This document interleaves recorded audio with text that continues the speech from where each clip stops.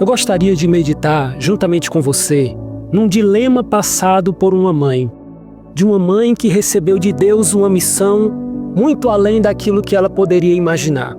Estou falando de Maria. No livro de Isaías, no capítulo 7, no verso 14, diz assim: Por isso, o Senhor mesmo lhes dará um sinal. Vejam, a virgem ficará grávida. Ela dará à luz um filho e o chamará de Emanuel. Isaías, muitos anos antes, já profetizou que o Salvador do mundo iria surgir de uma forma completamente diferente. Não ia nascer de um relacionamento, de um casal que iria se dedicar a Deus, iria ter aquele filho com o objetivo de salvar o mundo. Não.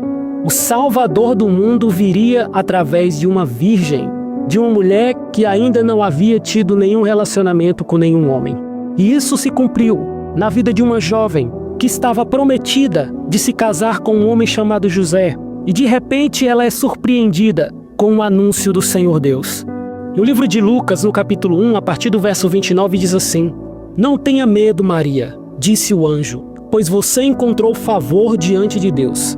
Ficará grávida e dará à luz um filho, e o chamará Jesus.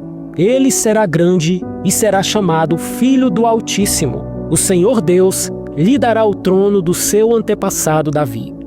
O anjo aparece para Maria e informa essa boa notícia para ela.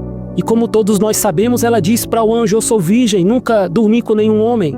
E o anjo disse: A sombra do Altíssimo, o Espírito Santo virá sobre você, e você ficará grávida, e o teu filho será chamado Filho do Altíssimo. E Maria aceita aquele chamado, mas Deus não deu muitos detalhes para ela do que estaria por vir. E Deus, algum tempo depois, diz para ela verdadeiramente o que a espera.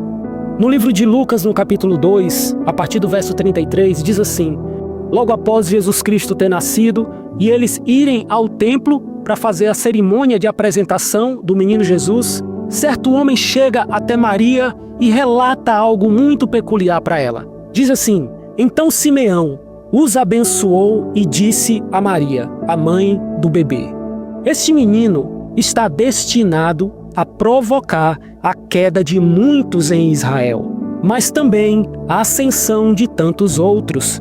Foi enviado como sinal de Deus, mas muitos resistirão a ele. Como resultado, serão revelados os pensamentos mais profundos de muitos corações, e você sentirá como se uma espada lhe atravessasse o coração. Veja, certo homem fala para Maria que este menino está destinado para ser a destruição e a ascensão de muitos, e que decorrente disso, Maria sofreria como se uma espada tivesse atravessando o coração dela. Mas os dias que estavam por vir iria mostrar para Maria que a obra de Deus iria ser muito mais difícil do que ela poderia imaginar. E isso não demorou muito tempo. A Bíblia diz que anualmente eles iam a Jerusalém para adorar a Deus. E nessa época Jesus tinha 12 anos de idade. E no livro de Lucas, no capítulo 2, a partir do verso 45, diz: Quando o viram, seus pais ficaram perplexos. Sua mãe lhes disse: Filho, por que você fez isso conosco? Seu pai e eu estávamos aflitos, procurando você por toda parte. Mas por que me procuravam? Perguntou ele. Não sabiam que eu deveria estar na casa do meu pai? Não entenderam, porém, o que ele dizia. Veja, Jesus some da multidão. E quando eles encontram o Senhor Jesus, Maria disse: Meu filho, por que você fez isso com a gente? Você sumiu do nada, nem disse que ia vir para cá. E Jesus disse: Mas por que vocês estavam me procurando? Vocês não sabiam? Você não sabe que eu tenho que tratar dos negócios do meu pai? E embora Maria tenha escutado o anjo falando que ele, Jesus, seria filho do Altíssimo, viria para salvar o mundo, ela não entendia o que ele falava. E isso se segue. Alguns anos depois, quando eles estão em uma festa de casamento, lá em João capítulo 2, a partir do verso 3 diz assim: Durante a festa, o vinho acabou, e a mãe de Jesus lhe disse: Eles não têm mais vinho. Mulher, isso não me diz respeito, respondeu Jesus. Minha hora ainda não chegou. Sua mãe, porém, disse aos empregados: Façam tudo o que ele mandar. O conflito interno de Maria cada dia só cresce mais. Ela entende que, chegando até Jesus e falando: filho, o vinho acabou, eu sei que você pode fazer alguma coisa a respeito, ajude eles. Ou seja, Maria estava o quê? Intercedendo. Mulher, isso não me diz respeito, a minha hora não chegou. Jesus ali entende que ela estava querendo antecipar as coisas. E ele disse: não chegou a hora de eu me revelar ainda ao povo de Israel. Então Maria disse aos empregados: faça tudo o que ele mandar. Veja, ela já não falou a Jesus, ela falou aos empregados: resolva com ele. Eu não posso fazer nada, façam o que ele mandar. Porque Jesus está mostrando para ela quem é ele, a obra que ele está aqui para realizar, que o papel dela de ser a intermediária para trazer o Filho de Deus ao mundo foi cumprido. Você está entendendo? Jesus, desde os 12 anos, já está mostrando isso para ela. Mas eu acredito que, como mãe, é difícil para ela assimilar isso. Ele é o salvador dela, você está entendendo? É aquele que vai morrer por ela, é aquele que vai redimir ela dos seus pecados. E isso fica bem nítido no episódio que acontece lá no livro de Marcos, capítulo 3, a partir do verso 20, que diz: certo dia, Jesus entrou numa casa e as multidões começaram a se juntar outra vez. Logo, ele e seus discípulos não tinham tempo nem de comer. Quando os familiares de Jesus souberam o que estava acontecendo, tentaram impedi-lo de continuar. Está fora de si, diziam. Então, a mãe e os irmãos de Jesus foram vê-lo. Ficaram do lado de fora e mandaram alguém avisá-lo para sair e falar com eles. Haviam muitas pessoas sentadas ao seu redor. E alguém disse: sua mãe e seus irmãos estão lá fora e o procuram. Jesus respondeu: quem é minha mãe? Quem são meus irmãos? Olhou para aqueles que estavam sentados ao seu redor e disse: vejam, estes aqui são minha mãe e meus irmãos. Quem faz a vontade de Deus é meu irmão, minha irmã e minha mãe. Veja, irmão, existe algo mais claro do que isso aqui? Jesus está pregando a palavra, está um alvoroço total. Ele não tem nem tempo de comer, é direto pregando, direto curando. Aí essa notícia cai aonde? Lá nos familiares de Jesus. Por que é que os familiares de Jesus não estavam junto com ele, irmãos? Estavam em casa. Você está entendendo? Porque Maria e todo mundo não estava junto com Jesus. Estavam em casa, enquanto Jesus estava lá pregando.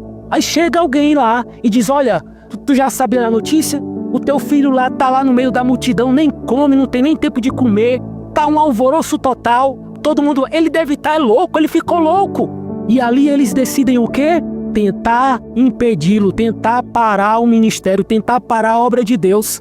Maria e os seus irmãos que sabem de onde Jesus veio. É a mulher que ouviu as palavras do anjo, irmãos. Mas ela resolveu viver uma vida normal. Estava em casa enquanto Jesus estava lá no meio da multidão pregando junto com seus discípulos. Você está entendendo, irmãos? Ela e os irmãos saíram do propósito de Deus. Estão em casa enquanto Jesus está pregando.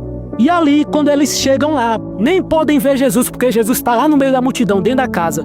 Chama Jesus aí. Diz que a mãe dele e os irmãos dele estão aqui fora esperando ele.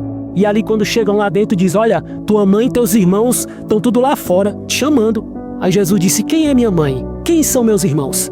Aí Jesus olha para aqueles que estão ali sentados, ouvindo, em outras palavras, fazendo a vontade de Deus, e diz: olha, esses aqui são minha mãe, são meus irmãos. Esses aqui que faz a vontade de Deus. Eles lá não. Eles não estão fazendo a vontade de Deus. Irmão, é difícil de você ouvir isso.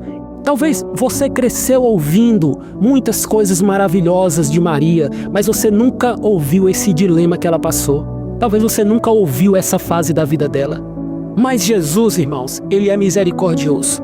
Embora os seus familiares estivessem tentando parar aquilo que ele estava fazendo, tentando impedir a obra de Deus, é interessante, no livro de João, no capítulo 19, a partir do verso 26, que diz assim: quando Jesus viu sua mãe ali, ao lado do discípulo a quem ele amava, disse-lhe: mulher, este é seu filho. E ao discípulo disse: esta é sua mãe. Daquele momento em diante, o discípulo a recebeu em sua casa. Jesus está na cruz, pendurado. Quem está lá embaixo? Maria e João, que era o discípulo amado. Jesus olha para ela e diz: mulher, eis aí o teu filho, falando com João. E olha para o João e diz assim: ó, João, eis aí a tua mãe. Em outras palavras, o que Jesus está fazendo aqui?